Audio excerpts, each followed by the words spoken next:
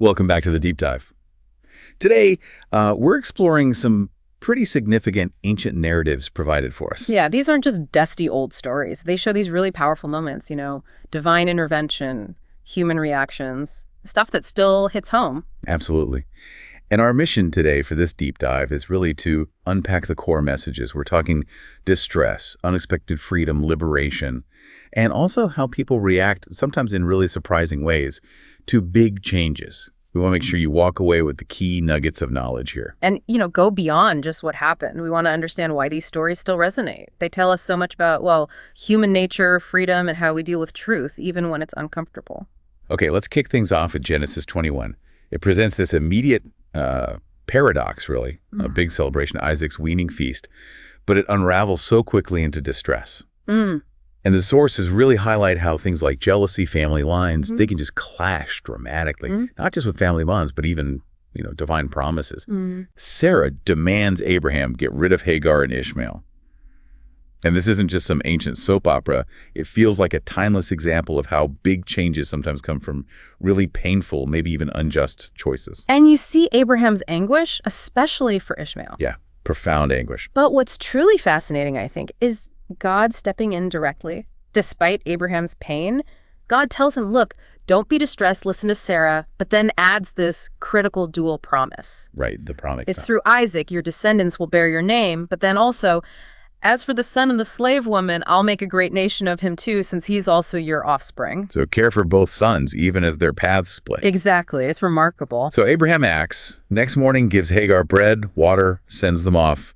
And the description in our sources of Hagar wandering in the wilderness of Beersheba, the water running out, it's just utterly desperate. Yeah. And she puts Ishmael under a shrub because she just can't watch him die. Sits, about a bow shot away. It's such a gut-wrenching picture of a mother's helplessness. It is. And that raw plight connects so directly to Psalm 34, The Lord hears the cry of the poor. And the text specifically says God heard the boy's cry. That's crucial. Then God's messenger calls from heaven, Hagar, don't be afraid. God has heard the boy's cry right where he is. Get up, lift the boy, hold his hand. I will make him a great nation. It's this powerful focus on the vulnerable one. And the provision is immediate, isn't it? God opens her eyes and there's a well of water she hadn't seen before in her despair. Right there all along, perhaps. Exactly. She gives Ishmael water, saves him.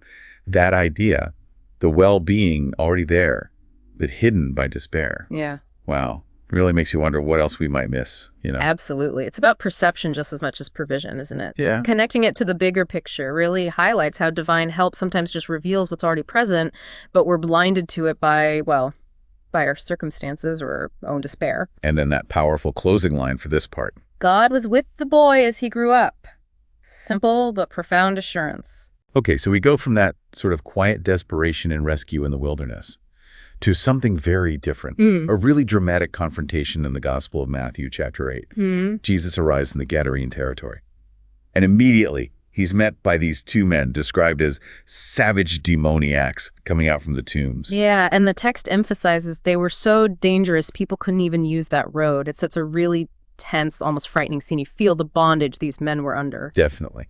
So this confrontation, what's the nature of it, really? Well, what's striking is they don't just react with violence. They immediately recognize Jesus. They cry out, "What have you to do with us, Son of God? Have you come here to torment us before the appointed time?" Wow. So they know who he is. They absolutely do. It shows this chilling awareness of his authority and also some kind of future judgment they're expecting. It's a clear recognition of power meeting power. Then comes that really strange request from the demons themselves. Yeah, the plea about the pigs. Right. If you drive us out, send us into that herd of pigs nearby. And Jesus's response, it's so brief. Just go there. One word, powerful. Incredibly. And the result is immediate and pretty dramatic. The demons leave the men, enter the swine. And the whole herd just charges down the steep bank into the sea and drowns. Yeah. It shows the swift, complete nature of his command, absolute authority, no argument, just power exercise. Well, then the reaction of the locals. This is where it gets really puzzling for me. Yeah. The swineherds, understandably, maybe run off. They tell everyone in town what happened, including, presumably, that these two tormented men were now free. You'd expect celebration, right? Or curiosity, at least. Exactly. But the whole town comes out to meet Jesus, and they ask him to leave. They begged him to leave their district. So what's going on there? Why push away the person who just brought this incredible liberation? That is the million-dollar question, isn't it? And I think it points to a really uncomfortable truth. Jesus brings healing, brings liberation, yes, undeniably.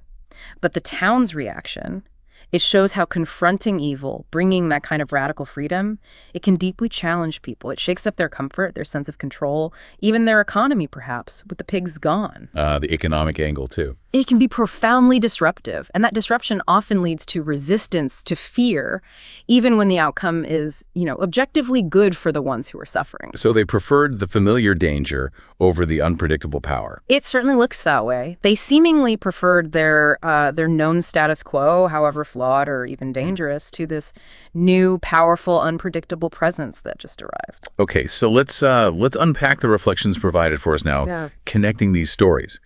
Our sources emphasize Jesus' power to confront evil and restore what has been broken. But thinking about it, is it always as dramatic as casting out demons? Or can restoration look different, maybe more subtle, especially for us today? That's a great point. The Gadarene story is high drama, no doubt. But the reflection also says his presence brings healing and liberation, even in places where fear has taken root. Think about Hagar again, revealing a hidden well. That seems small compared to the exorcism, but it was completely life-saving for her and Ishmael. Right. So yeah, I think it's not always about grand spectacles. Often it might be about shifting our perception, like Hagar's, or revealing a truth or a resource that was already there, just obscured by fear or despair. That makes sense. But then linking back to the Gadarenes, despite that profound healing, their reaction was fear and rejection. Exactly. And that connects straight to another key insight from the reflection. Sometimes people resist his work because it challenges their comfort and control. Precisely. Liberation isn't always welcomed with open arms if it disrupts our familiar world, even if that world is dangerous or limiting. So the invitation then becomes not to push him away, but to welcome him and let his freedom reign in our lives. It's a direct challenge to that fear-based reaction. And that echoes Psalm 9, verse 9, doesn't it? The Lord is a refuge for the oppressed, a stronghold in times of trouble. Yes, it emphasizes that divine support is there in times of distress. We saw it with Hagar, we saw it with the demoniacs, but we have a choice in welcoming it or resisting it. Okay, and let's bring in the Alleluia verse from James that was provided. The Father willed to give us birth by the word of truth, that we may be a kind of first fruits of his creatures. How does first fruits connect here? Well, first fruits in that context, it's not just about being first in line. It carries this idea of a consecrated portion, like the best part of the harvest offered to God, setting the standard for everything else. Okay. So being birthed by the word of truth, this active, powerful, divine communication and being called first fruits, it positions humanity, or perhaps those transformed by this truth, as like the vanguard of God's new creation. It hints at that same kind of radical transformation we saw, potentially, in Hagar's rescue and definitely in the Gadarenes' liberation. The potential is huge. Hashtag outro. Wow. We've covered some serious ground today, haven't we? A really powerful journey through these texts. Definitely. From Hagar's absolute despair in the desert, met by that unexpected life-saving divine help, to that intense confrontation in Gadara where this deep-seated evil was just cast out. Both stories really highlight moments of profound distress met with quite extraordinary divine intervention. And the common thread, I think, is seeing this divine power at work, healing, liberating, providing often in really surprising ways we wouldn't expect. But also those complex human reactions, sometimes gratitude, sometimes resistance, fear, the challenge to our comfort zones. It's all mixed together, isn't it? It really is. So as we wrap up this deep dive, let's leave you with the question posed in our sources today. It's quite direct. Is there a fear or comfort zone in your life that may be holding you back from fully welcoming this kind of freedom and transformative presence? Yeah, that's a question that really asks us to look inward, doesn't it? To think about the courage it takes to truly embrace freedom, not just the idea of it, but the reality of it with all its disruptions. Something definitely worth pondering. Thank you so much for joining us on this deep dive today. We really encourage you to keep exploring these profound insights on your own.